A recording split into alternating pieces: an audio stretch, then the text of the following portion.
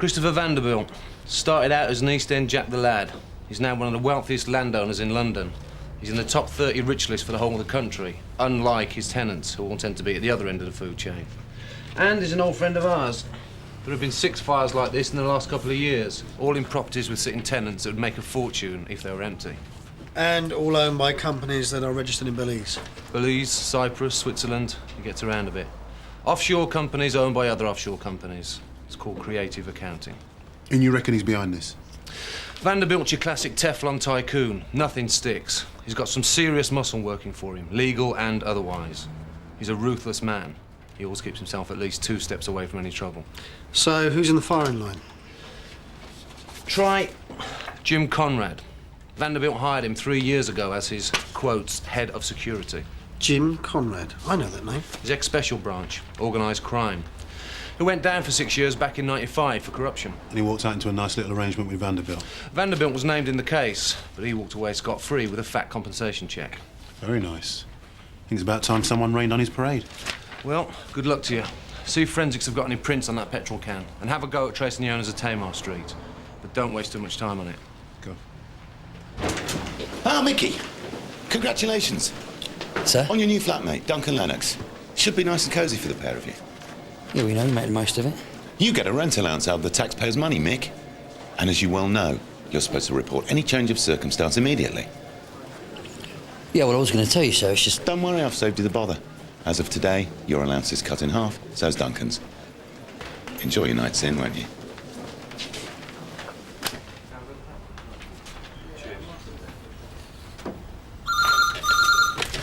DC Glaze? Right, thanks. Yeah. That petrol can's got fingerprints all over it. Audley Garner's. Right, let's see if he's an early writer, shall we?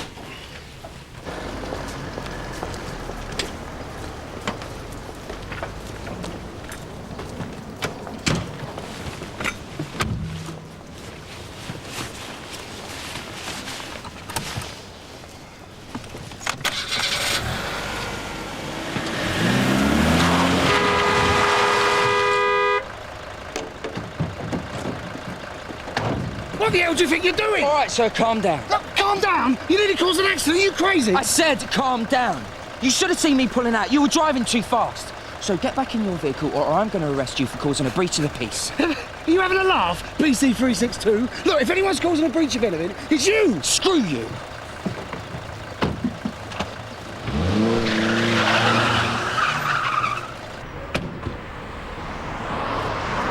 Oh, look at this tip. Nice. You reckon he's up yet? Oh, yeah. He'll be up doing a spot of DIY, no doubt.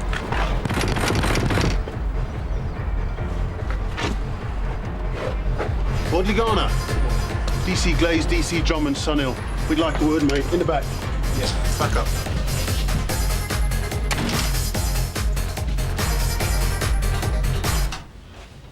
Ah, still selling the trainers, eh, Audley? Genuine article, are they? Yeah, of course. What you want up here? No, we want some information. What were you doing last night? I was there, man. Got any witnesses? No. Someone torched a shop in Tamar Street and we've got a petrol can with fingerprints all over it. Tamar Street. I don't know where that is, man. We're not here for directions, Audley. Someone was asleep upstairs, did you know that? What's that got to do with me? It means whoever started the fire is facing a very serious charge. Oh, no way, man. He never said nothing about that. Really, Audley? Do you want to tell us what he did say? He just told me what to do and give me the money. How much? 500. He said it was empty. What was his name? Mr. Conrad. Get your coat, Audley. Here, how come Chandler's found out that you're lodging with me? I didn't know it was a covert operation. Why? What's your problem? The problem is he's half my rent allowance. Now I'm back at square one. Only I've got old Mother Hubbard in my spare room. I'm sorry, I didn't know he was going to do that. Yeah, well, he has. And Jules. What? Ah, there you go. Not so smug now, are you? So what are you going to do about it, eh? I don't know. OK. I'll pay for your satellite TV for a month. How's that? How about 3 months? 3 months? Are you kidding? All right, 3 months. Done.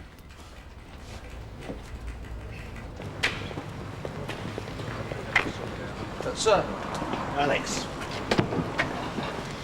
Still worried about Debbie? Well, I'm not worried exactly. I'm just annoyed she's taken the mickey now. You don't think she's sick, then? Oh, come on, what do you think? I think the same as you. Yeah, which is what exactly? That she's up to something. What do you think I should do? Well, if I was you, I'd be trying to find out what that is, sir. Sir. Craig. Danny Hines, solicitor, is here. Says he wants to see you. Danny Hines. Oh, yes, the assault case. Right, any idea what it's about? Sorry, sir. So someone gives you 500 quid and asks you to set fire to a shop for him and you just go, yeah, sure, sounds all right. He said it was an empty building. Oh, that's all right then. Oh, it's practically a public service. Look, I'm not saying I didn't do it, all right? I'm just saying I didn't know there was anybody in there, so it's not my fault. So how'd you know him? Jim Conrad. I used to do a bit of work for him. He was one of you. What kind of work? I'd rather not say. Where'd you meet him last night? He knows where to find me. Did anyone see you? No, it was late. I was on the street. So there's nothing to link you and Jim Conrad? Which means that it's your word against his. Who do you think a jury's going to believe, eh? A jury for starting a little fire? This isn't about selling dodgy Reeboks around the pubs anymore, Audley. This is arson where life was endangered. You know what the sentence is for that? Life imprisonment. I want to see a solicitor.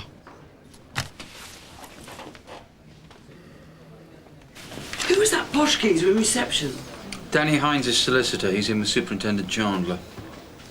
Any idea what he wants? No, but things aren't looking good for Hines.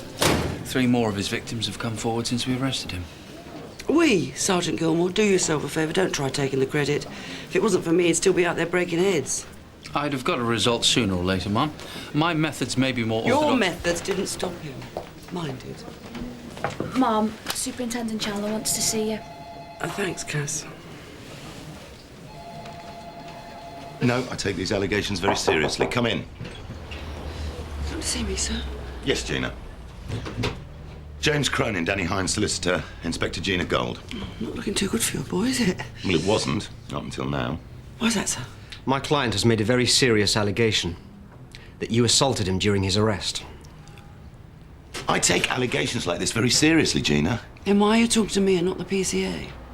If Danny says it's true, it must be true. A man of such good character. My client is innocent. innocent. Oh, come on. Every second hooligan we pick up screams assault if they think it's going to get them out the crap. Or didn't they teach you that at law school? Well, according to Danny, you need him in the testicles. Oh, very painful. Do I look like the kind of woman who needs people in the testicles, Mr. Cronin? Apparently there was a second officer present at PC Ashton. Luke was there, yeah. Right, let's have a word with him, shall we? I haven't seen Reg all day. How much money do you reckon we won? Why do you think we need to find him, Tony? I just hope he's not spending it. Maybe he's lying on a beach somewhere in the Caribbean, eh? Probably got his factor 15 on. Luke! Excuse me. Luke! The flower show went off without any major incidents, Sarge, you're right. No, Luke. Superintendent Chandler wants to see you in his office. And when he's finished with you, I want to do the same. All right?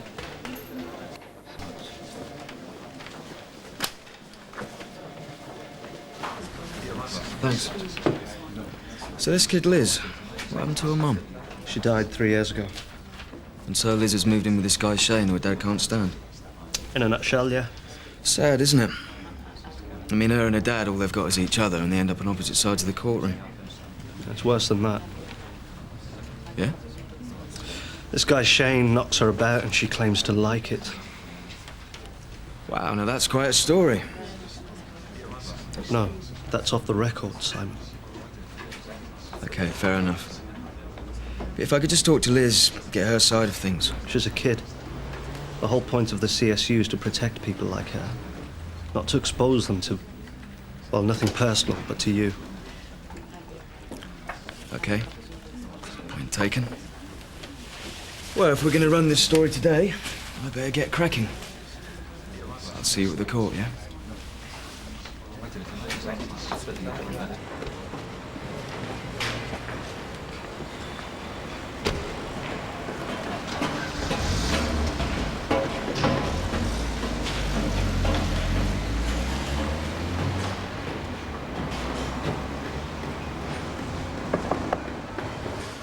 Come in, Luke. This is James Cronin, Danny Hines' solicitor. Would you mind waiting outside, please, Gina? Oh.